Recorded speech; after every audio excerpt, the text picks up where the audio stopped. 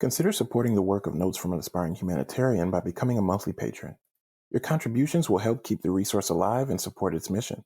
Visit patreon.com/NAHblog to learn more and make a contribution of $3, $5, $10, or $20 per month.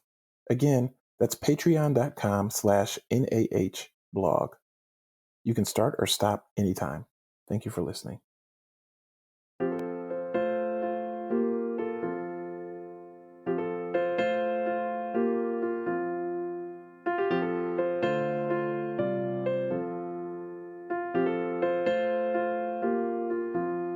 Welcome to the Notes from an Aspiring Humanitarian podcast. I'm your host, Relando Tompkins-Jones. I'm a social worker, social justice educator, writer, organizational consultant, and now podcaster who works to build more equitable and inclusive communities. I am also an aspiring humanitarian. My experiences have shown me that in the process of working for social justice outwardly, it's also important for us to continue to critically examine ourselves, shedding attitudes and behaviors that are oppressive to make room for those that are more inclusive, just, and humanitarian. What is an aspiring humanitarian, you ask? When I say humanitarian, I don't mean humanitarian in the harmful sense of placing ourselves in the role of a benevolent hero who's there to swoop in and save others. I mean dedicating one's life, time, and energy to honoring the ways that our destinies are intertwined. It's about accepting the lifelong pursuit to become more humane to those around us, with the recognition that we lose important parts of our humanity when we allow and enable the suffering of others. It means acknowledging our many contradictions and complications and aspiring to do more, aspiring to do better. It means acknowledging that systems of oppression exist by design and not by accident, and working towards an individual and collective transformation that includes an unshakable belief that our society's safety, viability, survival, and ability to thrive is only as secure as our most marginalized community members. Since 2011, my blog, Notes from an Aspiring Humanitarian, has been a place where I've written and curated content on issues of equity and social justice. Through using written word, film, and video, and other forms of media for social justice education, I hope to continue to expand and enrich the narratives about social issues that face our society and to find ways to take action while encouraging others to do the same. Today, the blog and now the podcast is for others who share a passion for that same journey. No matter who you are, where you come from, what your identities are, or what area of work you're in, there's room enough for all of us in this work, and I hope that engaging with the podcast or the blog can move you closer to discovering or reaffirming your answers to the questions that you may have about how you can best be of service.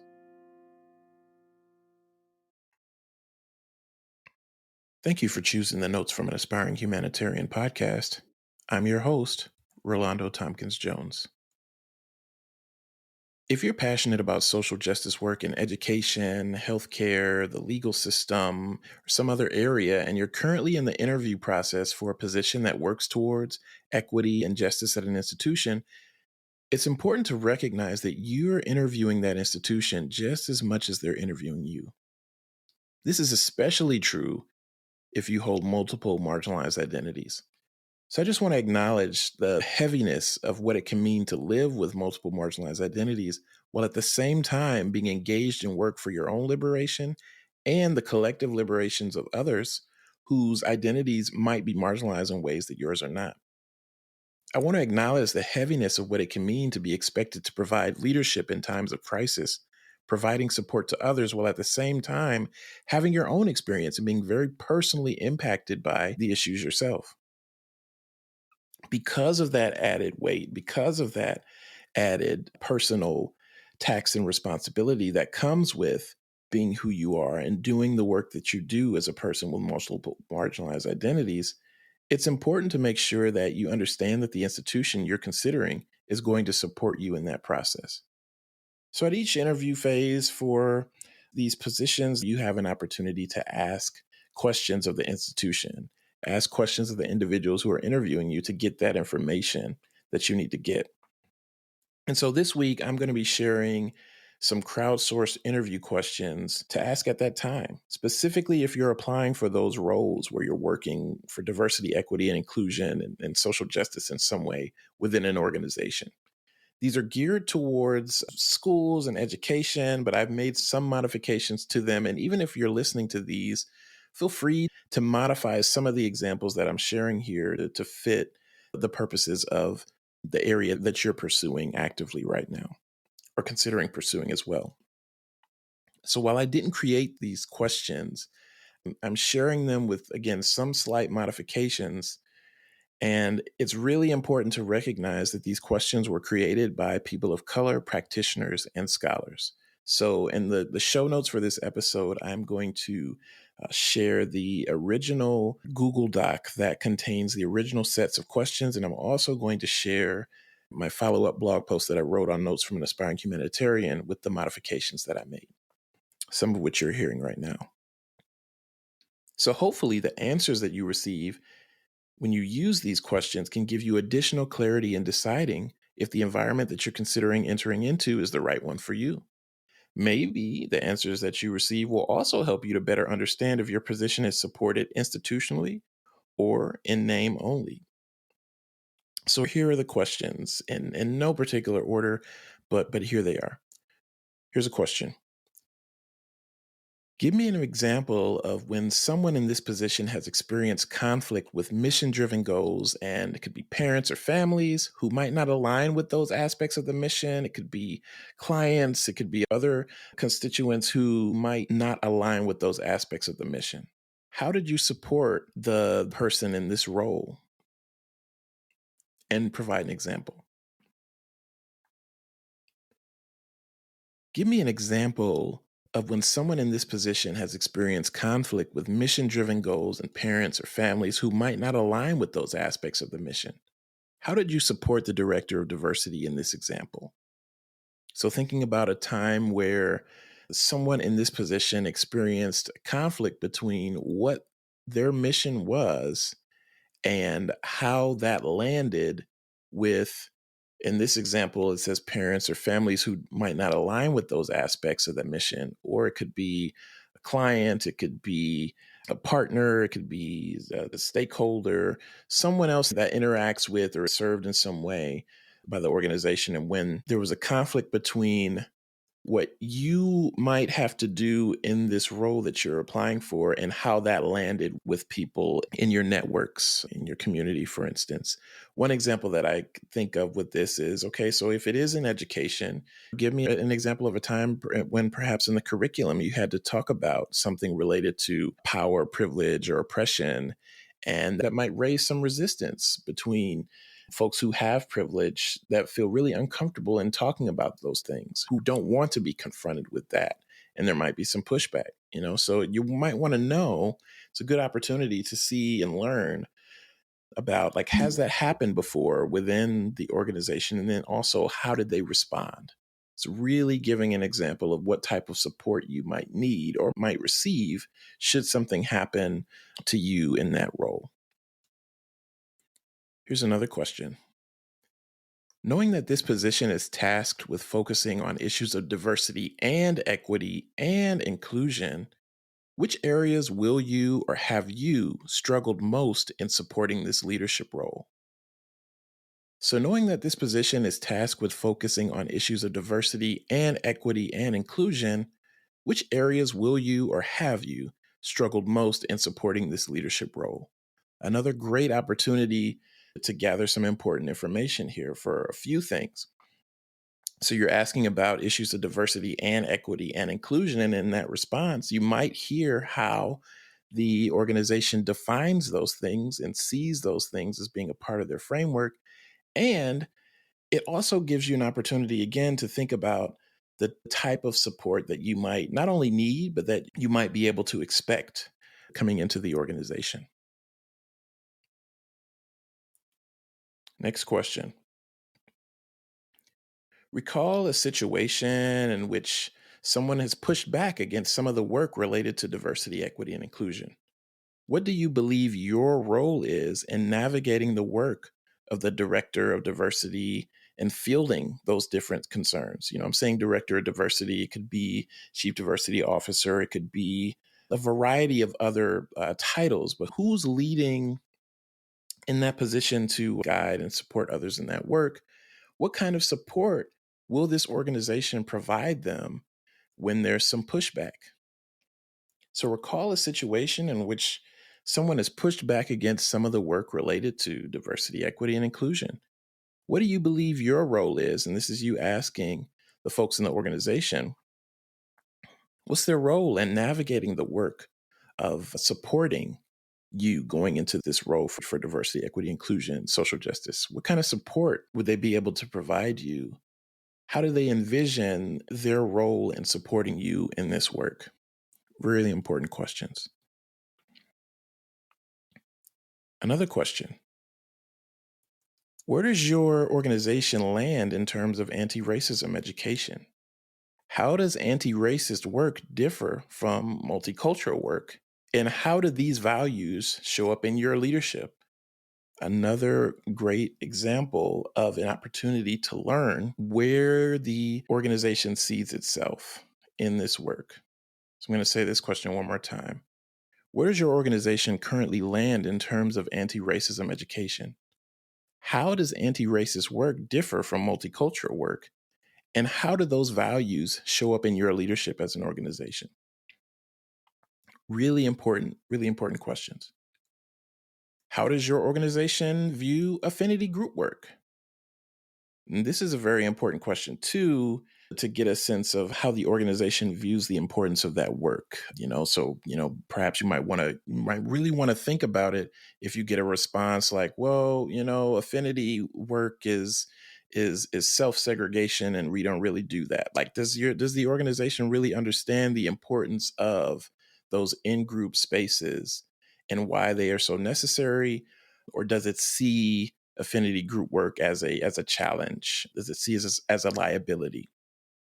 So it'll be really important to hear what those responses are and make your own decisions about whether or not this is an environment that you believe will support you and not only doing your best work, but being your full self, as those things are connected. Another question: as a leader, how do you address potential resistance? What examples can you provide in which your leadership was successful in addressing resistance? What examples can you provide in which your leadership was unsuccessful in addressing resistance?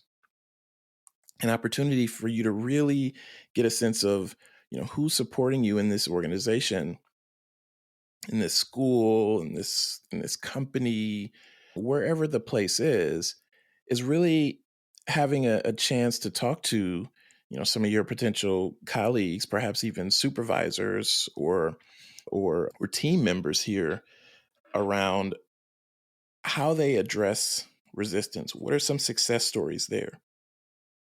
And what are some times in which the leadership style, the decisions that were made were unsuccessful in addressing that resistance? Really important opportunity to glean some good information there. Another question: we know that in order to make progress, we must create brave spaces. How have you created brave spaces for people in this community? Please provide examples. We know that in order to make progress, we must create brave spaces.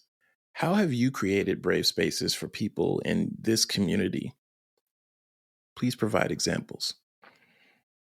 Again, another opportunity to get some really important information around communication. What are the values?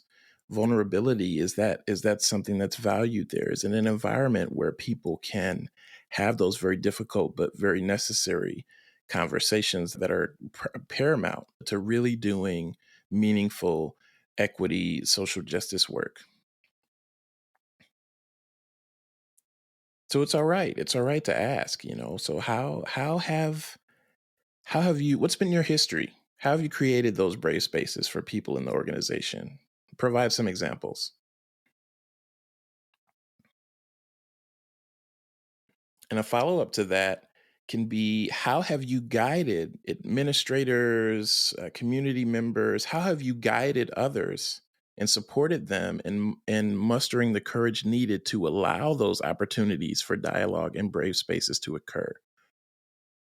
What's been your history? What have you done? What specific things have you done to cultivate an environment that is conducive to that? And get a sense to learn a little bit about that history and what's there, what's necessary. Another question to get a sense of the pace and things of when you get started. What are three initiatives that you'd like to see? Or what are some initiatives that you'd like to think about this new person coming in? What are some changes or some outcomes that are important to the community? Really important questions. What are some initiatives, some tangible initiatives that you like to see coming in? And what things has the community told you in terms of what's important to them? The community, the folks that we're serving in some way, what's important to them? Another question. In what ways has the current political climate impacted or influenced the role of the Director of Diversity, Equity, and Inclusion at your organization?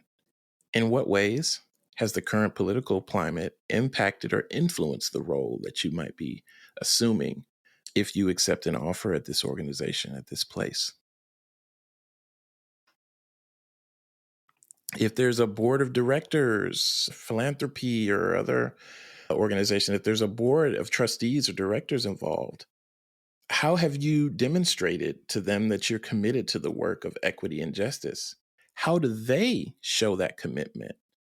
There's been times where I've worked with different places, and sometimes even from a point of learning, spending some time learning together about social identities, about their relationship to power, privilege, and oppression. Sometimes that work hasn't been done yet together. Sometimes they don't have a language to talk about it, and that might be a step for something that needs to happen at those beginning stages. And sometimes, other places might be further along in that journey, but it's still a good idea to get a sense of where they're at with that, if that's an element that's involved.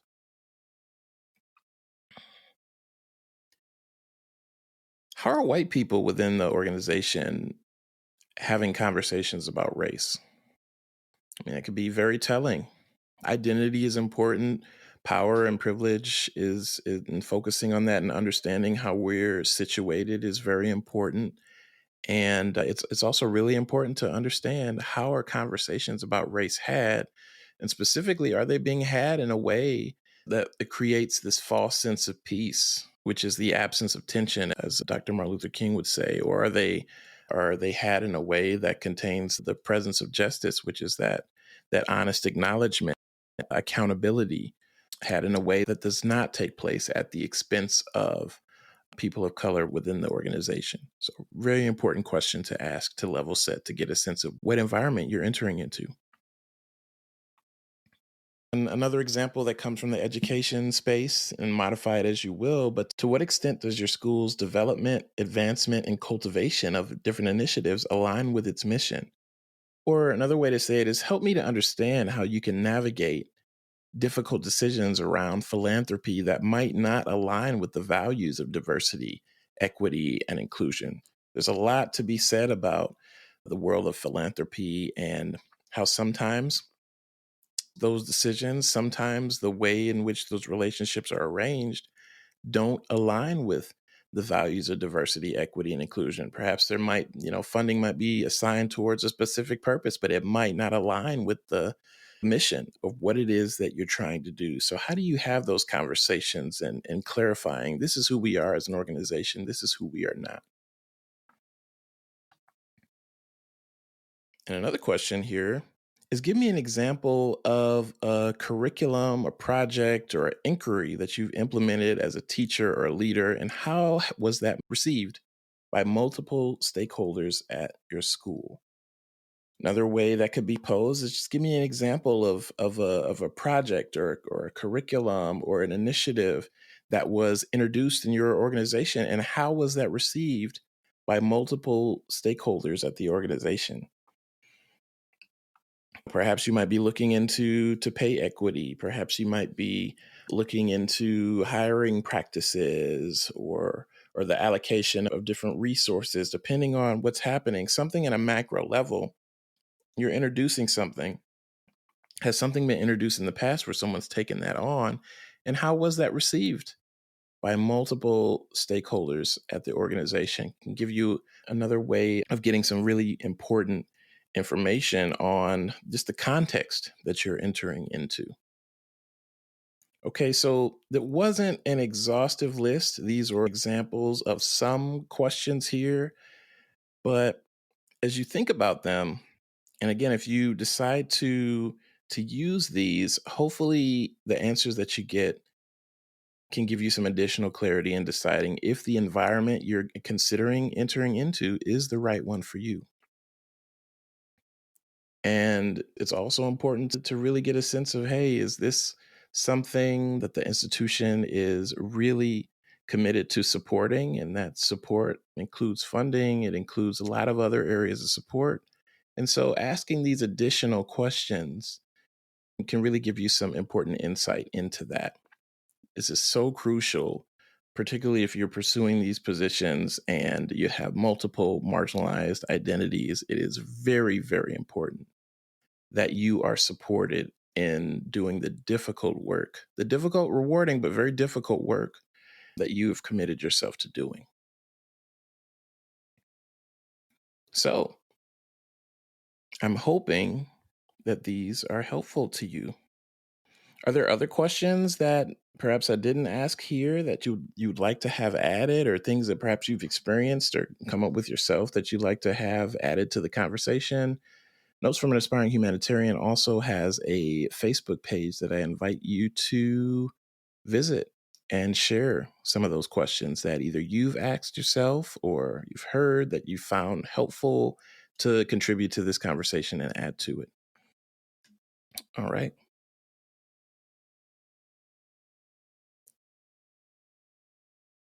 Thanks again for choosing the Notes from an Aspiring Humanitarian podcast. I look forward to engaging with you in the next episode.